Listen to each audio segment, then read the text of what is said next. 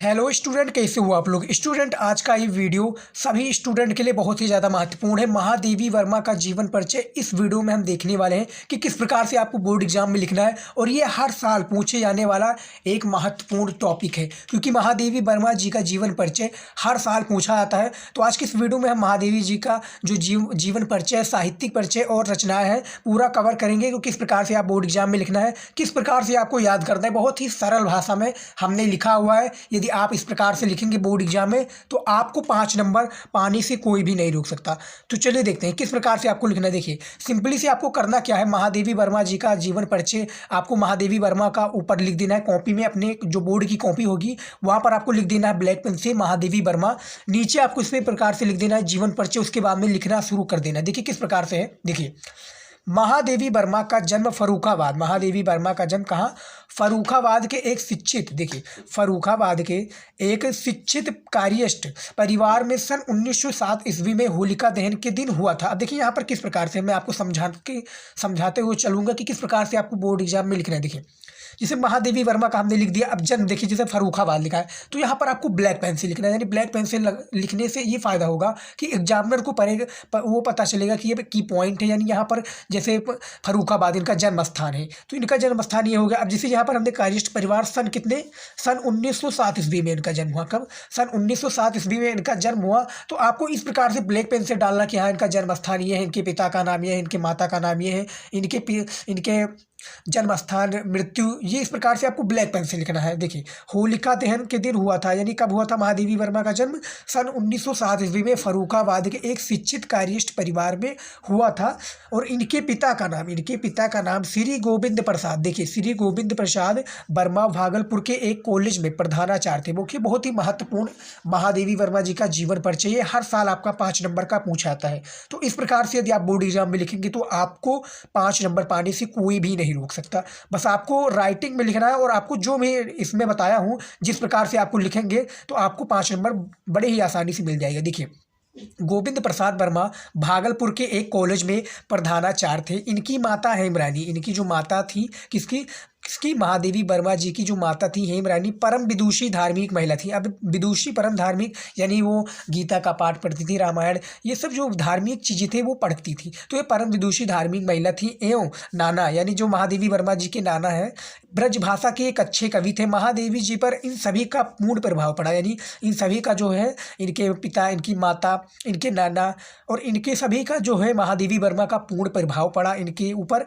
और प्रभाव पड़ा अंततः, देखिए अंततः वे प्रसिद्ध काव्यत्री प्रकृति एवं परमात्मा के निष्ठावान, देखिए प्रसिद्ध काव्यत्री प्रकृति एवं परमात्मा के निष्ठावान उपासिका और सफल प्रधानाचार्य के रूप में प्रतिष्ठित हुई। इनकी प्रारंभिक शिक्षा इंदौर में। देखिए आपको किस प्रकार से लिखना है। देखिए, अब हमने राइटिंग में लिखा हुआ, आपको राइटिंग में लिखना है 80 शब्दों में इसका शब्द सीमा होता है। यानी जो जीवन परिचय का होता है, यानी आपको 80 शब्दों में लिखना होता है इनका जीवन परिचय, जो आपका जीवन परिचय होता है। साहित्यिक परिचय रचनाएं आपको तो अलग से लिखना होगा। तो देखिए यहाँ पर निष्ठावान उपासिका और सफल प्रधानाचार्य के रूप में प्रतिष्ठित हुई कौन, महादेवी वर्मा जी। इनकी प्रारंभिक शिक्षा कहाँ पर हुई, इंदौर में, और उच्च शिक्षा प्रयाग में हुई। संस्कृत के, देखिए संस्कृत में एमए उत्तीर्ण करने के बाद ये प्रयाग महिला, यानी कहाँ पर, फर्रुखाबाद उत्तर प्रदेश में, याद रखिएगा फर्रुखाबाद उत्तर प्रदेश के जिले फर्रुखाबाद में है इनका जन्म हुआ था, जो कि 1907 ईस्वी में। हम आगे बताएंगे कि किस प्रकार से आपको कौन सा पॉइंट याद रखना है।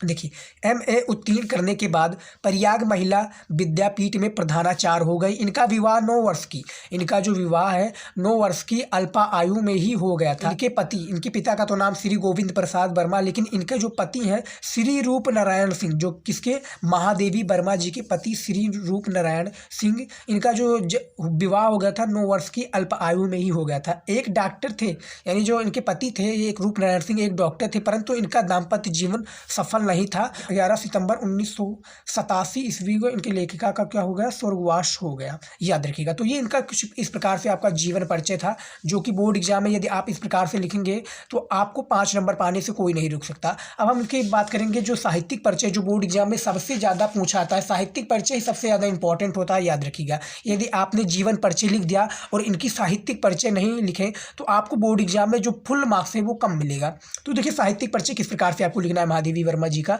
बहुत ही ज़्यादा महत्वपूर्ण है। ये देखिए, श्रीमती महादेवी वर्मा का मुख्य रचना क्षेत्र काव्य है। इनकी गणना छायावादी कवियों के इनकी जो गणना है छायावादी कवियों के बृहत चतुष्टयी ब्रैकेट में प्रसाद, पंत, निराला और महादेवी में होती है। इनके काव्य में वेदना की प्रधानता। इन्होंने प्रयाग में साहित्यकार संसद की स्थापना करके साहित्यकारों का मार्गदर्शन भी किया और महादेवी वर्मा जी के जीवन पर महात्मा गांधी का तथा कला साहित्य साधना पर कवींद्र रविंद्र का प्रभाव पड़ा। तो ये देखिए साहित्यिक परिचय कुछ इस प्रकार से है, ज़्यादा बड़ा नहीं होता है लेकिन जीवन परिचय का आधा होता है। याद रखिएगा साहित्यिक परिचय बहुत ही ज़्यादा महत्वपूर्ण होता है। यदि आपने जीवन परिचय लिख दिया और साहित्यिक परिचय नहीं लिखा तो आपको नंबर जो है जैसे 5 नंबर दिए जाते हैं तो आपको 2 या 3 नंबर दिए जाएंगे। तो साहित्यिक परिचय आपके लिए बहुत ही ज़्यादा महत्वपूर्ण है। आप जीवन परिचय भी याद कीजिए, साहित्यिक परिचय भी याद कीजिए क्योंकि बहुत ही शॉर्ट में, बहुत ही आसान भाषा में यदि आपको देखा होगा तो जीवन परिचय भी बहुत आसान भाषा में था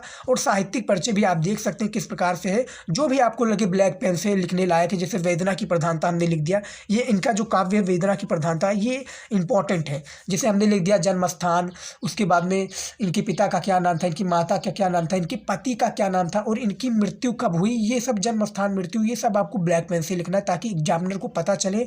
काफ़ी क्या होता है स्टूडेंट कि एग्जामिनर काफ़ी कॉपी चेक करता है तो आपको क्या देखता है, वो की पॉइंट देखता है, देखने के बाद में आगे बढ़ जाता है आपको अच्छी नंबर देकर। तो आपको जहाँ पर लगे कि ब्लैक पेन से लिखने लायक है वहाँ पर आप ब्लैक पेन से ही लिखिएगा। देखिए रचनाएं किस प्रकार से आपको लिखनी है। देखिए बोर्ड एग्जाम में आपको सिंपली से ज़्यादा कुछ नहीं करना, आपको साहित्यिक परिचय और सीरियल वाइज लिखिए, पॉइंट वाइज आप लिखेंगे तो आंसर काफ़ी अच्छे ढूंढने में कोई प्रॉब्लम नहीं होगी, आंसर आपको मिल जाएगा, आंसर जो है एग्जामिनर को मिल जाएगा। देखिए अब रचनाएं में किस प्रकार से लिखने, देखिए महादेवी जी का प्रमुख कृत्य इस प्रकार से है रचनाएं में। तो देखिए पहला है निहार जो इनकी रचनाएं, देखिए ये इनका प्रथम प्रकाशित काव्य संग्रह है, इस प्रकार से भी आपको लिखना है। दूसरा आपका रश्मि, देखिए पहला होगा निहार जो इनका प्रथम क्या है प्रकाशित काव्य संग्रह है।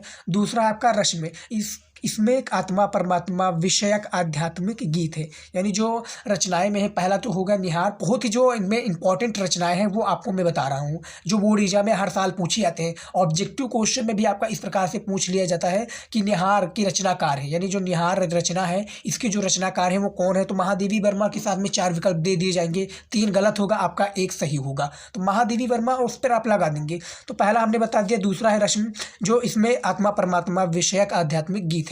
उसके बाद में देखिए किस प्रकार से ही आपका निर्जा, इस संग्रह के गीतों में इनकी जीवन दृष्टि का विकसित रूप दृष्टिगोचर होता है, यानी निर्जा में इस संग्रह के गीतों में इनका जीवन दृष्टि का विकसित रूप दृष्टिगोचर होता है, याद रखिएगा। उसके बाद में चौथा आपका सांध्य गीत, क्या है सांध्य गीत, इसमें इनके श्रृंगार परक, देखिए सांध्य गीत में क्या है निर्जा, निहार, रश्मि और सांध्य गीत, इसमें इनके श्रृंगार परक गीतों को संकलित किया जाता है, क्या है संकलित किया जाता है। उसके बाद में 5वां में आपका दीप शिखा, 5वां में क्या है दीप शिखा, इसमें इनके रहस्य भावना प्रधान गीतों का संग्रह है, किसके महादेवी वर्मा जी का। दीप शिखा भी एक बहुत ही महत्वपूर्ण, यामा सबसे महत्वपूर्ण आपका रचना है, याद रखिएगा। बोर्ड एग्जाम में इस पे ज्ञानपीठ पुरस्कार भी मिल चुका है महादेवी वर्मा को, किस पर यामा पर, याद रखिएगा।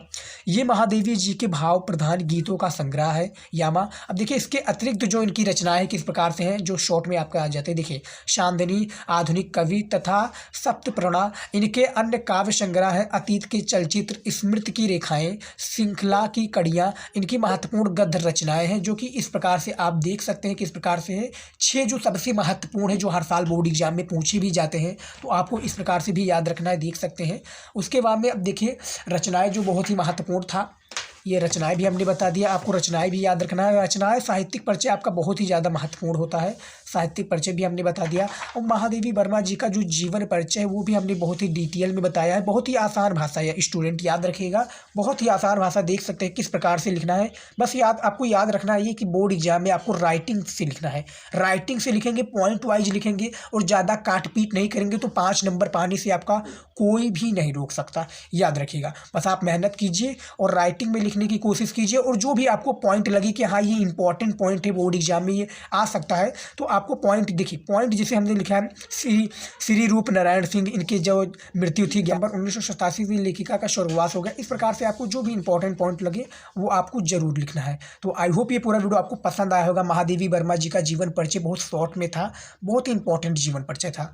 तो मिलता है दोस्तों नेक्स्ट वीडियो में। यदि आपको वीडियो पसंद आए तो लाइक कीजिएगा, शेयर कीजिएगा और सब्सक्राइब करना मत भूलिएगा। ऐसे ही इंपॉर्टेंट वीडियो हम लाते लाते रहेंगे। तो मिलता है नेक्स्ट वीडियो में, तब तक के लिए जय हिंद।